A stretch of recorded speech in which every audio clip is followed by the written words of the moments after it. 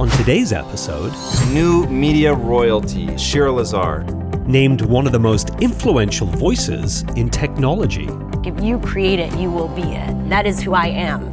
How she bounced back from the darkest time in her life. And within 24 hours, literally, I lost everything. To become one of the brightest voices. Here's what's trending now. Of her generation. You've just given some profound advice. Inside Quest starts right now. Hey everybody, and welcome to another episode of Inside Quest. Really honored to have you guys here. We have with us today new media royalty, the incomparable Miss Shira Lazar. Oh, thank you. Thank you for being with Quite us. the introduction. Well, it gets better. Fast Company named Shira as one of the most influential women in technology, and I think after today's interview, you guys are going to understand why so many people dream, Shira, and so few execute on those dreams, and that is my biggest frustration as somebody who's trying to lead a team to really do something great. We've, assembled this group of amazing dreamers, but getting them to take that next step of execution is so difficult, and you've done a phenomenal job of painting a grand vision for your life, not waiting for somebody to tell you that you could do something cool. You just did it. You founded and host the What's Trending YouTube Smash series. Tell us how that got started. Well, I came from a background of communications, TV and video production, but I came at a time when YouTube wasn't around yet. So when I graduated, I loved news magazines and talk shows. I was always a student of the craft, of the game, you could say. Right.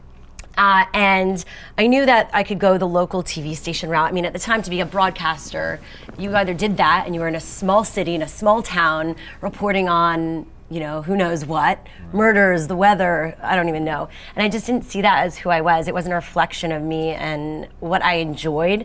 Or you auditioned and you did the Hollywood hustle, and then hopefully maybe you got a big hosting gig on a network.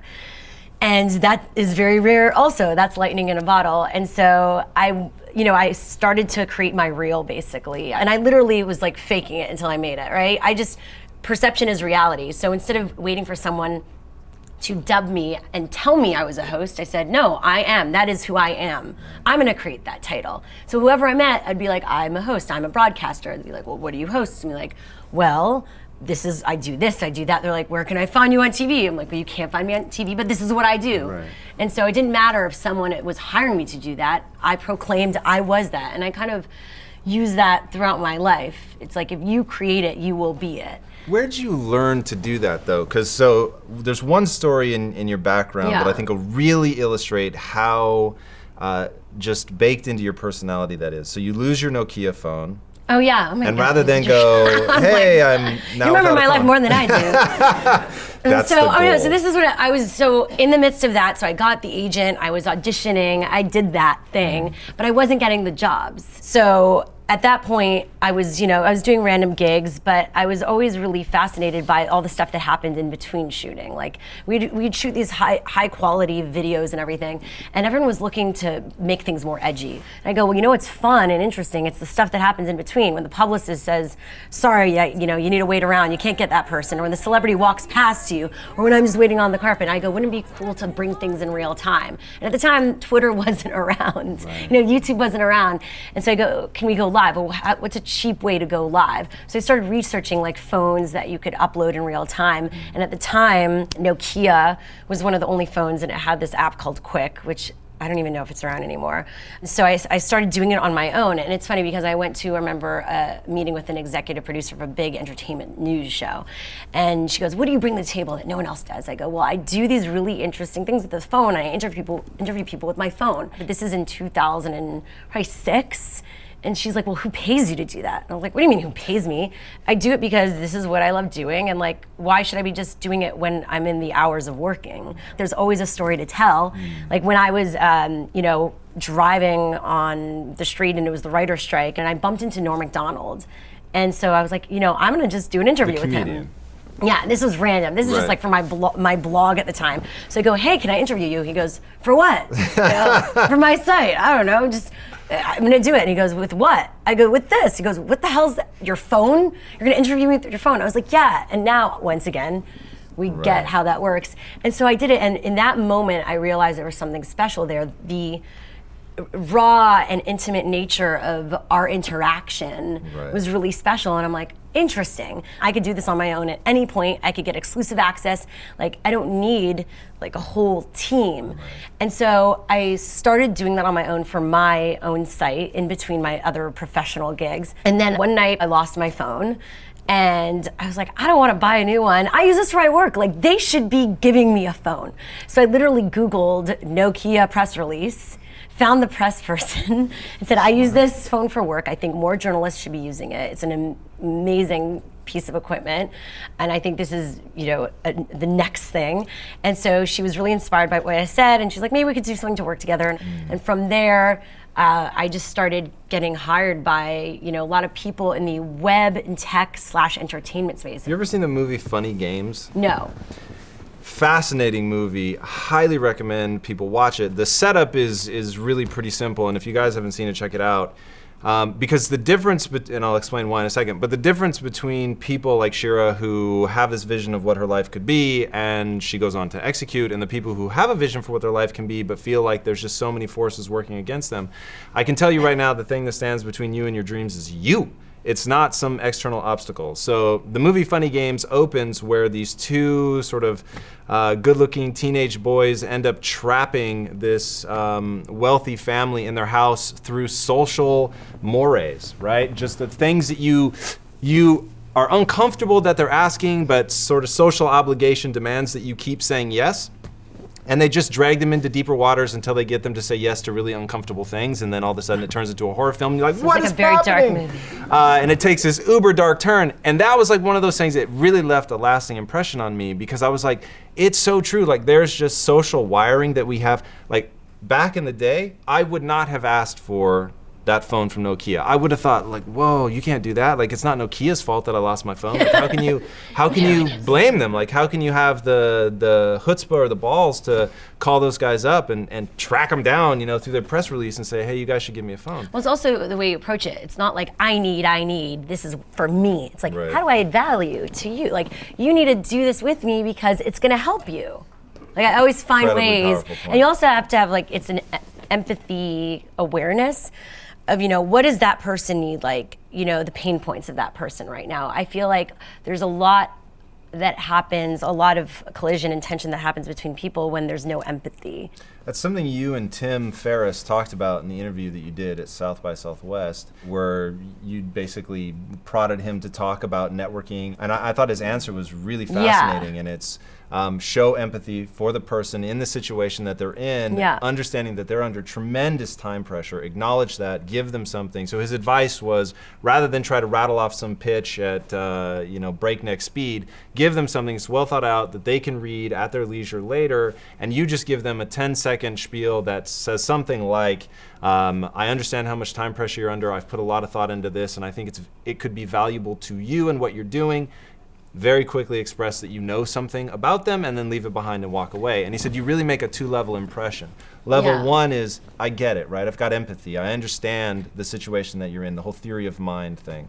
And then 2, you give them something that they can look at their leisure when they're relaxed, and you've just got a better chance of. And you'd be that person surprised. doing- We are all going so fast these days, and it's so easy to just be consumed by your phone, your laptop, and all the information right in front of you, and building the brand of me, and the brand of your company, and the brand of this. It's important to step out of that and have real conversations, because that's how you nurture those relationships. What are you most passionate about in life? People and experiences. You should never live a day where you look back and you're like, ugh, that sucked. Like, I regret that day, whether it be a chill day or a busy it because day. you didn't optimize it? Well, no, you or- should never. Like, you should never look back at your day and be like, that sucked. Even if you had maybe a crappy day, you should never look back and be like, I regret that day. Well, tell me what you mean by that, because I'm either totally in agreement or I disagree in the most violent, horrifying way you can imagine. Yeah, maybe. All right, So yeah. If you do like, if you're a horrible person and you're bad, you should maybe have no, some not that. grace. But so let's take Shira and Tom, right? So Yeah. I'll tell you a day that I would truly regret and think that failing to regret it would be a very bad idea. I have goals. Yeah. I'm moving towards those goals. When I'm gonna play, I click a switch in my mind and I go Totally. play, and I embody that fully. Yeah, yeah. But on a day that I'm not playing, on a day that I'm trying to move towards my goals, if I fail to optimize my time, if I fail to take real strides, Yeah, if yeah. I regret that day. Yes, I think it's more tomorrow's a new day. So it's not being overcome by and like constantly churning on that idea. Have you read the book, The Marshmallow Test? No. It's a pretty fascinating book. It's a very famous study. I've talked about it on the show before, but I just read the actual book on the study, and he puts some really counterintuitive stuff forth, but there's research to back it up. And he said things like that, it actually does not serve you to sit there and think about and think about and think about. No. It's better to emotionally blunt and try to forget And the I issue. talk about it. Like sometimes I'll just talk about it like with my boyfriend, significant other, friend. Don't bottle it in, don't keep it in. If you talk about it, you have to like let things go. Just like a wave. I mean, that's why meditation is great, right? You like have all these random thoughts in your head. These Do you set judgments. aside time for meditation? I'm starting to get into it. I want to get into transcendental meditation, but I've been using this app called Calm for 10 minutes in the morning. What made you start doing that? That's something I hear from successful people all the time. I've always been, you could say, even though I'm hyper and I'm scattered and I tend to like go here and there, like sometimes before I go live on air and if I feel that anxiety or nerve, I'll just think of the word love. And you'd be surprised how you begin things when you visualize that and come into things like that than if you were just like, all right, I'm gonna go like that. Right. It's just like a different energy you bring to the table. And to some people it comes very naturally. I think as a woman sometimes, and if you're a young woman and doing this, you tend to like maybe like being cute, and we're scared to say things that sound too bold. It's like, what are people gonna think? Are they gonna think I'm narcissistic? I don't wanna be looked at as someone that has too much ego. Like, I wanna be accessible. Like, sometimes be like, oh, it looks like I'm full of myself. But there's a way to do it. That's not you're full of yourself. You're allowed to have ego. You're allowed to have confidence. It's beautiful. Like, every day now I do these heavy, like breathing, like of like taking bad energy out, like good energy in, and then literally at the end I go, I am awesome. This is awesome. This is gonna be an awesome day. And I do that. And you think that's and one I'm of the laughing things that now. keeps you I'm going? not owning it because I think it's sometimes I'm like, this is kind of sounds crazy, but I think it helps going into the day like that. You know, it's interesting though, and I'm glad that you say that because, so in fairness, it does sound crazy, right? Thanks. But there's so many things. They always say the most brilliant people were crazy. I have no doubt. My thing is, if people aren't willing to acknowledge that, there'll forever be a distance between them and something that could be potentially powerful. So this is how I feel about the word spiritual. To me, spiritual is a goofy ass word. It does not convey. People don't hear what I intend when I say it. But they're like, for me, this symbol is a very spiritual symbol, and I mean that sincerely. It means something to you, though. 100%. Doesn't necessarily mean the same thing to everybody else. Fine. Same with that word. Same with, as you're describing it, it's very clear it's something that's powerful for you. But in the retelling, you're absolutely right that there is a danger that people hear something that you don't intend, that there is, until you've tried it, until you've embodied it, until you've actually done meditation, it seems quirky. And I think people have so lost touch with, the brain is just an organ, right? So if you were having heart problems, you would go to a heart doctor and they would tell you what to do, and hopefully that advice would be sound, but people have that way of thinking. But when they look, so to me, right and wrong is determined in not moral right and wrong, just am I doing the right thing or the wrong thing? Is determined in one very simple way. Set a goal for yourself, okay? We'll make all the assumptions that that goal is good and worthy for now, just to make this simple. Set a goal for yourself. It's a good and worthy goal. Now, ask of every decision you make, is that moving me towards my goal? You have a filter. I say it's like your filter, your personal 100%. filter. And we could go back to a story of like a dark time in my life when I was at CBS News, and we had a staffer. This is when we launched What's Trending. I had a billboard in Times Square. We were about to sign another 7-figure deal. I was like at the height of my life in my, mid-late 20s. It was a good time. And then a staffer tweeted that Steve Jobs died, and it was a false report. And within 24 hours, literally, like, I lost everything. They terminated my contract, and it was crazy. It was like, it felt like a nightmare. Right. And we left that day, work that day on a Friday, saying, oh, we'll regroup on Monday, let's just keep it chill, quiet. We won't talk to the press, because the press was everywhere. This literally went everywhere. It was like on Engadget, every major tech site. I mean, this was like a very public thing. And the next morning comes around and our site is being rerouted to our Facebook. And we're like, what is going on? And then we had to jump on a flight from New York to LA. And then while I'm on the flight, I'm online. And that's how I found out I was fired. Wow, that's rough. It wasn't like, I was just thrown under the bus. It was like CBS News cuts ties with What's Trending and Shira Lazar in the headline. And that's when it all like trolls on Twitter, like you bitch, you this, that. Like, I mean, I'd never seen so much hate, like you're never gonna get a job again, no one's gonna trust you. Wow. The whole thing got blown out of proportion. It was crazy. And it did feel like, it felt very surreal, like a nightmare. You dream about this stuff. Like you wake up, you're like, I dreamed that someone tweeted something that wasn't right. And then I got totally fired out of nowhere and everyone was like tweeting me and saying I wasn't gonna ever work again. It was so crazy. But this was my life. Wow. And when we landed, I mean, we were emailing people like, what's going on? We need to take control of the situation. And they sent us our termination letter. And it was like, we didn't even like get to talk to anyone. And it was the feeling of loss of control. Like there were literally, we tried to call lawyers and this, that, no one would talk to us. And then at that point you tell yourself, after working so hard to create something, like, what was the point of all that?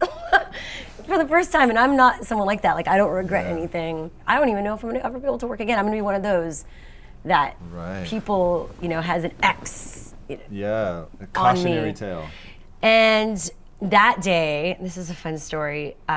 Mark Cuban, who's always been a friend and supporter, my business partner emailed him and was like, Shira's in a really bad place. I think she could use some advice. And I emailed him the article and I go, this is crazy. This is spun out of control. Like, I don't know how to handle this. And he goes, meet me. I'm, you know, flying in for Shark Tank. And so we get there and he's like, yeah, you've been crying a lot, haven't you? I go, yeah, I have. And he goes, well, do you love what you're doing? Do you like this? Are you enjoying this? I go, well, yeah. I mean, I'm not enjoying this right now, but if I wasn't doing this for myself, this company, what's trending, interviews, stories, I would be doing it for someone else. I'd be hired to do it. And he's like, so you continue. There's no choice. You just got to continue. He's like, I've been in bad press. He's like, are you telling me that you can't raise $50,000? Are you telling me that for all this passion and you think this is such an important thing to do, like no one's out there to support you? And I go, you know, well, now that you say that, and it was, you know, it was tough love. It's not like he just wrote us a check. Right. But after that, we basically hunkered down. We're like, we're just gonna work our asses off. The next show we came back with, you know, Moby at the time, I remember, who I love, but he'd canceled because he heard all, you know, the PR people got scared. And our booker at the time goes, I got this guy, he'll fill in for the music slot. He's really up and coming. I think he's gonna be huge. Kendrick Lamar. Are you okay with him stopping by the show? And I go, oh yeah, and I listened to his music and I was like, yeah, this guy seems cool, he's awesome. And he sang High Power on the show and it closed the show. Wow. And I remember I was like very emotional because imagine like he's singing High Power and it just really, it was a sign there's something bigger. And this happens for a reason. It really pushed me to look at what's trending as a company, myself as an entrepreneur. It was a humbling moment. Because I look now at everything I have, I'm very grateful because I realized I could lose anything in a moment. Right. The story shifted from, oh, these people aren't gonna make it and good luck to you, like this big company dropped you, to actually, F that big company, like let's support the underdog, you represent the future. And it empowered me that what I was doing, I was on the right path. I know the storm will subside and I'll see the light. When the storm subsides, do you get a concrete lesson from that? Do you worry about that or are you just looking for the calm? Sometimes when it's too calm, you go, something's wrong here. Sometimes it's like, sometimes when things are too good, you go, okay, I need to step up my game. Like whenever I plateau, when things get too easy, I say, okay, what are we missing? Because if things are too easy for me, that means someone else is coming and seeing the other thing that's hard. Do you know Peter Diamandis? Yes. He has an awesome list of laws that he calls them Peter's laws, and one of the laws is if you're not faced with a challenge, create one. Yeah. I think for that exact reason. And you don't want to create problems in your life or negativity, like drama queen, you don't want to do that. But it is true, like I'll always say, so what's the thing we haven't done yet? What advice do you have for that young entrepreneur who is paralyzed because they don't know what the first step is?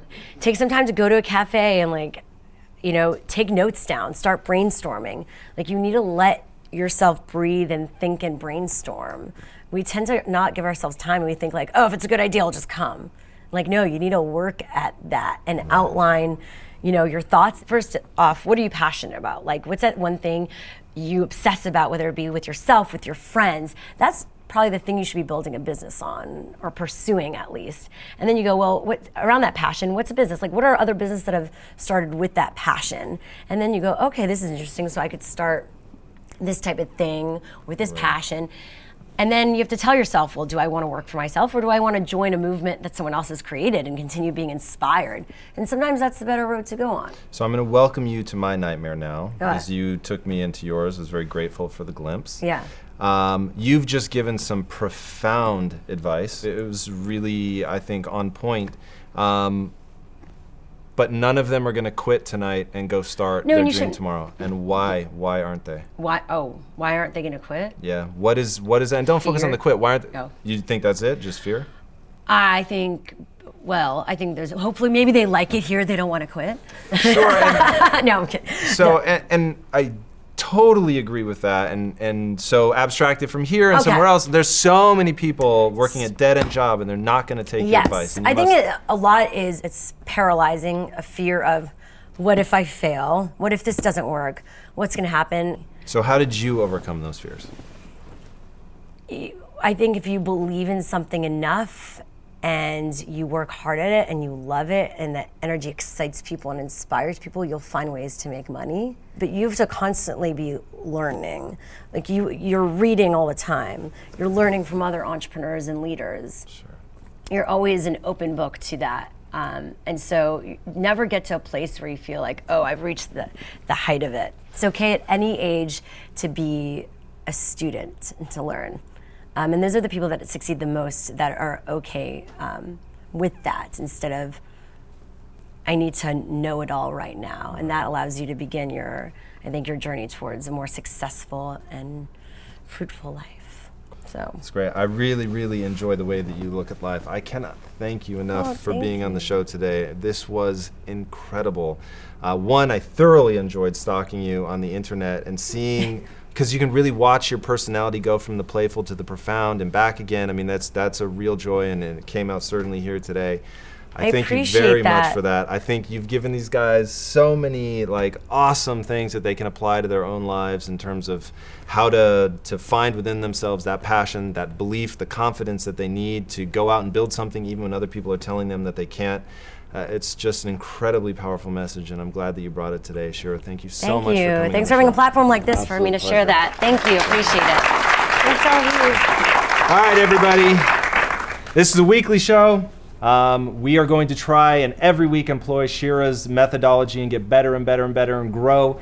So come back. Be sure to subscribe. We'll be here next week. Until then, we'll be waiting for you. Go kill it for a week, and we'll see you next. Take care.